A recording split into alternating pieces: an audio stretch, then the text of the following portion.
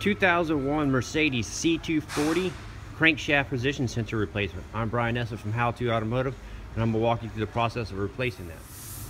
So we're going to start by getting our hood up, and we want to make the hood vertical.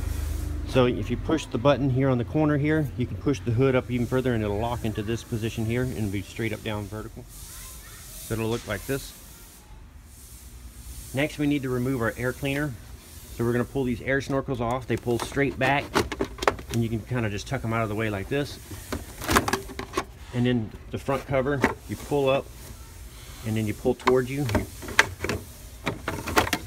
And pop it off, set it aside. Next, you're going to take the air cleaner and lift on the corners and pull it off and set it aside. There's going to be a little zip tie or cable strap holding the wire loom on right here on this bracket on the back of the valve cover. Go ahead and cut that off so you can maneuver this out of your way. Okay, the tools you're going to need to get this crank sensor out is you're going to need a E8 female Torx bit. You're going to need a good wobbly, one of the wobblies that go really, you got really good articulation on it. Not the little semi wobble like one. You need the one that fully wobbles around. And then you're going to need an assortment of extensions and a ratchet. So I was going to try to show you guys the actual crank sensor down here, but my camera is having a really tough time zooming in on it. But if you look at my extension, it's going down here into on top of the bell housing. So I wanted to show you the parts real quick. So this is what the crank sensor looks like. And then it only has one screw holding it in. Is that Torx, the female Torx bit. Here are the part numbers for this car, for the genuine crank sensor.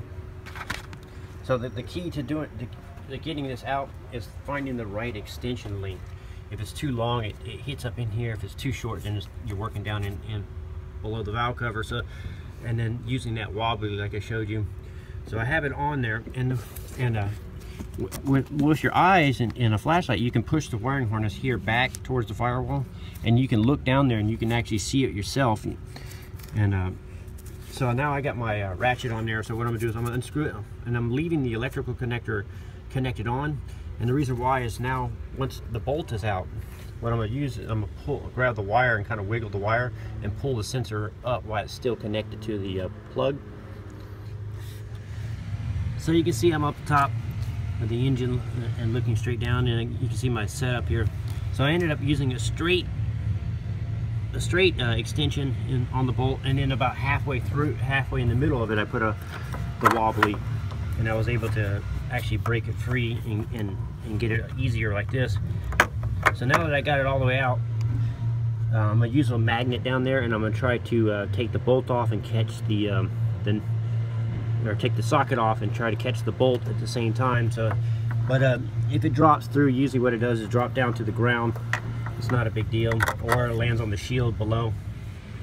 So once you get the bolt out, you just grab the wire like this and kind of just pull it straight up, and then you can pull it up. Now up here you can unplug it and unplug the sensor, and then plug your new sensor in, and you can feed it back down using the wire to help so you don't drop it. Because there is enough room to get your hand down in here and kind of guide things. So you can guide things once you get your hand down in there. And then once you get it in there, I like to use a mirror to line up the hole, and so you can turn the sensor left and right once you stab it in the hole below.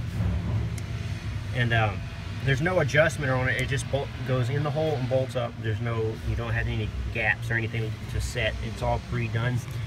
So once you get it in there, line it up.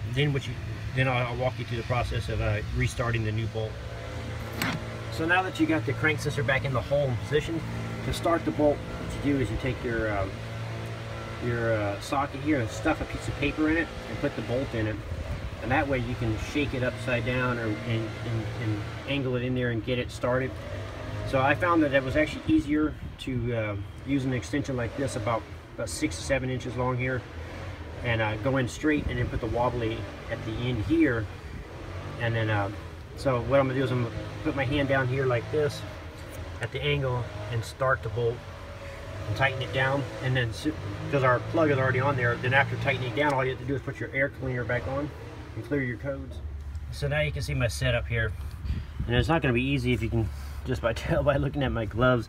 It's, you know, sticking your hands in there, guiding everything in there, and starting everything. It's a little bit of a but you gotta stick with it, and you can do it. And this job pays close to 2 hours.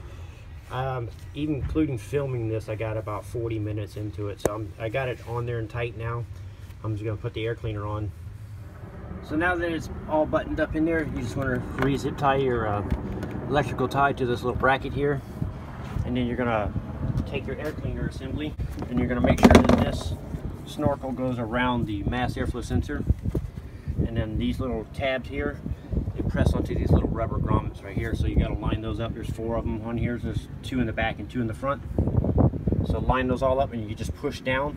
There's no clips or anything to hold on. They just push, they just press fit. So after you got the main part of the air cleaner on, you put your snorkels on.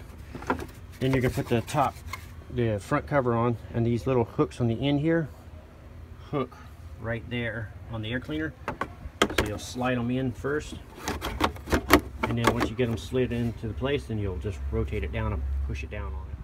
And the last step is to clear the codes, and that completes the crank sensor replacement on a 2001 Mercedes C240. I'm Brian Essick from How To Automotive. I'd like to thank you guys for watching my videos and encourage you to subscribe.